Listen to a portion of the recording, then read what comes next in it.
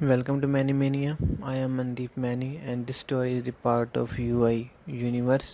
तो ठीक है, स्टोरी शुरू करता हूँ। जो पहला सीन आता है, एक जो होता है स्पेस रॉकेट, वो एक प्लैनेट पर लैंड कर रहा होता है।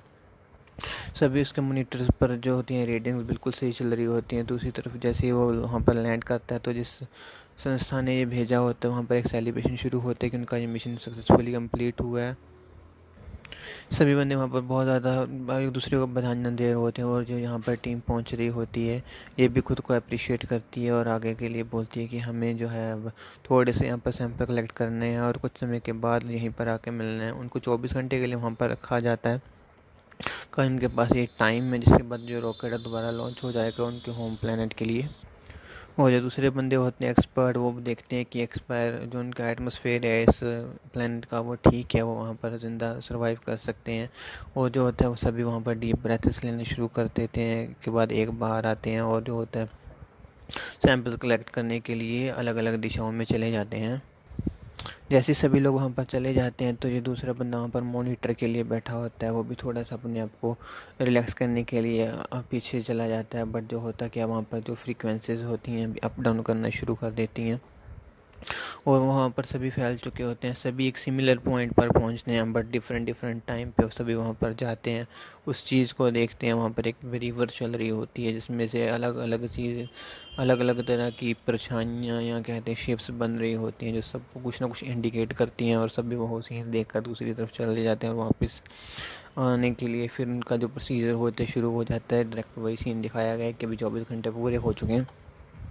कुछ टीम के मेंबर वहाँ पर पहुँच चुके हैं जबकि कुछ अभी आ रहे हैं और कुछ अभी नहीं पहुँच रहे हैं। तो जो टाइम हो जाता है फिर रॉकेट के लॉन्च होने का, तो वो वहाँ पर अपनी जो अथॉरिटीज़ होती हैं उनसे जो होता है कम्युनिकेशन करना शुरू करता है कि यहाँ से भी कुछ बंदे नहीं आए हैं बट उनको भी वहाँ पर जो होता है निकलना पड़ता है। तो वो बोलते हैं कोई बात नहीं, तो सैंपल लेकर वहाँ पर से निकलो। और जो दूसरे बंदे कुछ होते हैं वो वहाँ पर दौड़े दौड़े आते हैं कि उनके पास सैंपल्स होते हैं, तो उनके लिए थोड़ा सा वेट किया जाता है। बट उनकी जो टीम के अभी भी कुछ बंदे वापस नहीं आते हैं। फिर भी जो दूसरी टीम में के मेंबर होते हैं वो बोलते हैं कि नहीं, हमें रुकना चाहिए, हमारे दूसरे भी जो हैं मेंबर तो आ रहे होंगे। बट वो उनका कोई कंक्लूजन नहीं मिलता, ना ही कोई क्लू मिलता है। बट फिर जो होता है वो वहाँ से रॉकेट जो होता है लॉन्च हो जाता है अपने होम टाउन के लिए। जैसे ही फिर वो अपने टाउन पर अपने उस प्लानट पर जाते हैं, होम प्लानट पर, तो वहाँ पर वो जो रॉकेट होता है लॉन्च करता है। न्यूज़ में ये बातें चल जाती हैं कि जो उनका परीक्षण वो करने गए थे उनके सैंपल तो उन्होंने कलेक्ट कर लिए और वो अथॉरिटीज़ के पास पहुँच गए हैं सभी का। फिर वहाँ पर जो मेंबर आए होते हैं उनका धीरे धीरे टेस्ट किया जाता है, उनसे सैंपल लिए जाते हैं। बट उनमें से कोई भी कुछ नहीं बोल रहा होता है क्योंकि वो इतने बड़े मिशन से को अंजाम देकर आते हैं। तो जो सभी को एक बार छुट्टी दी जाती है, सभी उनका कलेक्ट वगैरह उन्होंने पहले सैंपल कलेक्ट कर लिए होते हैं, उनको छुट्टी दी जाती है। और जो होता है कुछ दिनों के बाद वहाँ पर उनके एक मेंबर को एक अजीब सा दौरा पड़ता है जिससे वो अपना टेम्पर लूज़ कर बैठता है और बाहर ओपन में आकर वो बहुत ज़्यादा किलिंग करना शुरू कर देता है। उसको बाद में वहाँ की लोकल पुलिस के माध्यम से कैप्चर किया जाता है। और क्योंकि ये संस्था के साथ जुड़ा हुआ था तो पुलिस की जो होता है इनकी सिक्योरिटी को उनको सौंप दिया जाता है। उसका कारण जानने की कोशिश की जाती है क्योंकि वो बोलते हैं ये एसेट हमारे लिए काफ़ी मायने रखता है, क्योंकि जो उनके साथ हुआ है वो उसे और एनालाइज करना चाहते हैं कि ये बंदा कुछ पहले ठीक था तो अभी इसको क्या हो रहा है। तो एनालाइज करने के लिए वो अपनी जो होता है एक्सपेरिमेंट में शामिल करते हैं, उस पर दो एक्सपेरिमेंट करने शुरू कर देते हैं। पर कोई उनके पास रिज़ल्ट ऐसा नहीं आता है। फिर उनके धीरे धीरे जो दूसरे मेंबर्स होते हैं उनको भी वापस बुलाया जाता है छुट्टियों से, क्योंकि उनको नहीं, वो नहीं चाहती संस्था कि ऐसा हो कि हमारे बंदे टेम्पर लूज करके दूसरों को किलिंग करना शुरू कर दें। और सभी को जो होता है एक तरह की आइसोलेटेड जगह पे रखना शुरू कर दिया जाता है अलग अलग करके। इन्वेस्टिगेशन वाले जो ऑफिसर होते हैं वो सभी को एक एक करके बुलाते हैं, इन्वेस्टिगेशन शुरू कर देते हैं। सभी जो अपना होता है उसके बाद वाला सफ़र बताते हैं कि वो किधर गए, उन्होंने क्या देखा। तो वो सभी भी ये चीज़ें वहाँ पर पाते हैं कि इन्होंने एक कॉमन चीज़ सभी ने देखी है, सभी को उसमें अलग चीज़ देखी बोली है उसके बारे में, वो सब ने अलग अलग फील किया है। तो इसकी वजह से इन्वेस्टिगेशन टीम है उसके बारे में और जानना चाहिए कि वो क्या चीज़ थी। और सभी जो बंदे होते हैं वो अपना टेम्पर, उनके वो साथी है वो टेम्पर क्यों लूज़ कर रहा है जबकि वाकई भी नॉर्मल होते हैं। बट क्या खुद ये बोलते हैं तो उनमें से कुछ बंदे जो होते हैं ये बात बताने से पहले ही जो होते हैं मर जाते हैं। जैसे ही उनको पता लगता है कि उनके साथियों की मौत हो रही है ये इंसिडेंट बताने के बाद, तो कुछ बंदे डिसाइड करते हैं कि हम अपना उनको कुछ नहीं बताएंगे क्योंकि वो मरना नहीं चाहते हैं। बट जब से उनको और भी इन्वेस्टिगेशन करनी है तो उनको टॉर्चर करना शुरू कर देते हैं। टॉर्चर करने से पहले जैसे वो टॉर्चर के लिए वहाँ पर उनको ले जाते हैं कि ये कुछ बोलेंगे तो उससे पहले कुछ का वहाँ पर ब्लास्ट हो जाता है, कुछ वहाँ पर वैनिश हो जाते हैं, कुछ वहाँ पर पिघल कर गिर जाते हैं, और कुछ जो होते हैं बिल्कुल ही अपने आप को एक सूखी लकड़ी की तरह बन जाता है, जैसे उसमें कुछ है ही नहीं।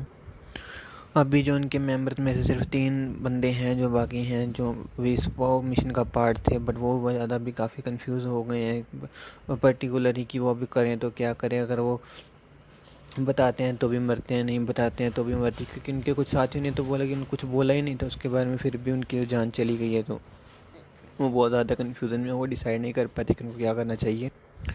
तो जब रात का सीन होता है तो एक वहाँ पर महिला जो इस एक्सपेरिमेंट का हिस्सा होती है, उसको बहुत ही अजीब सा सपना आता है। वो सपने में के बाद ही जो अपना है बहुत ज़्यादा कुछ बता देती है जो उनको नॉर्मली नहीं बताना होता है। उस प्लानट के बारे में बता देती है कुछ ऐसी चीज़ें जिनके बारे में जो सब दोबारा रिकॉर्डिंग में सुनते हैं तो उनको फील होता है कि यार ऐसा भी कुछ हुआ था या नहीं हुआ था। तो फिर उससे वो और जानकारी के निकालने के लिए उसको दोबारा से इन्वेस्टिगेशन रूम में लेकर आते हैं, क्योंकि उस वुमेन ने अभी कुछ बातें जो होती हैं बहुत ही ज़ोरों शोरों से बताई होती है रात में, बट फिर भी वो सर्वाइव कर रही होती है। तो वो इस को ध्यान में रखते हुए बोलती है कि ठीक है, मैं आपको पूरी सच्चाई बताती हूँ।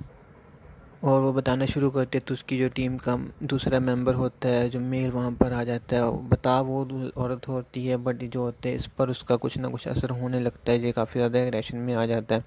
तो वो उसको चुप करवाने के लिए उसके आगे जाता है, उस पर अटैक कर देता है, बट वो जो औरत होती है बता रही होती है स्टोरी, उसका सर को खा जाती है। और वो इस तरीके से खाती कि वहाँ पर जो सभी बंदे होते हैं वो सभी घबरा जाते हैं कि इसे नॉर्मल चल रही है औरत को अभी हो क्या गया। तो अभी जो एक औरत के सामने दूसरी औरत बैठी है जो कि बिल्कुल चुपचाप बैठी हुई है, उसको अभी उसने कुछ भी नहीं बोला, और अब उसकी जो धड़कन है बहुत ज़्यादा जोरों से वहाँ पर सुनाई देने लग गई है। और दूसरी तरफ जो उसकी है औरत की रोरिंग सुनाई दे रही कि कैसे वो अभी जो है अपना टेम्पर लूज़ कर रही है, और एक लग ही नहीं है ये कि वो इस प्लेनेट से बिलोंग करते हुए दूसरी प्लेनेट से आई हुई है, ऐसा लग रहा है। उसके जो बॉडी पार्ट्स हैं वो डिफरेंट डिफरेंट शेप्स में जा रहे हैं, कन्वर्ट हो रहे हैं, जैसे कि उन्होंने वहाँ पर वो रिवर देखी थी वैसे वाले कुछ इसके बॉडी के साथ हो रहा है। वो तो वो जो औरत है एग्रेशन में इस पर अटैक करती है, बट वो खुद को साइड कर लेती है कामली, कुछ ना बोलते, और फिर से उसको जो होती है उस पर जो होता है करती है अटैक, बट इस बार भी वो खुद को बचाती है।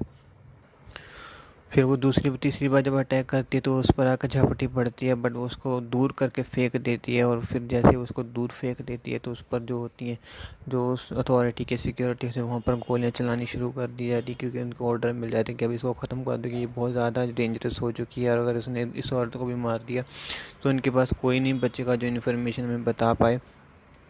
बट वो दूसरी जो औरत होती है बिल्कुल शांत खड़ी रहती है और अपने आप को कंट्रोल करने की पूरी तरह से कोशिश करती है। दूसरी तरफ गोलियां चलती रहती हैं, बट जो गोलियां होती हैं उनका कोई भी असर नहीं होता, बल्कि वो जो बुलेट्स जो होती हैं उसको क्रॉस करते हुए एक दिशा से दूसरी दिशा पर जाकर दूसरे ही सिक्योरिटी गार्ड को मार देती हैं, जिसकी वजह से इनको जो फायरिंग है वो रोकनी पड़ती है।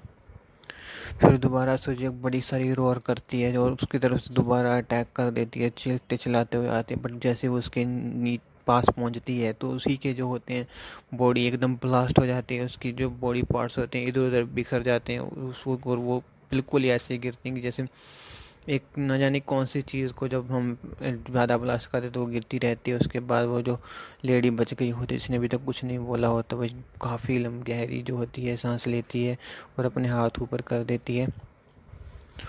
और फिर वो उसके पास जो उसके दूसरी लेडी का जो ब्लड वगैरह होता है उसके चेहरे पर आकर बहुत ज़्यादा गंदा लग रहा होता है, जैसे वो चिपका हुआ होता है। तो वो बॉडी बोलती है कि प्लीज़ अरेस्ट कर लीजिए।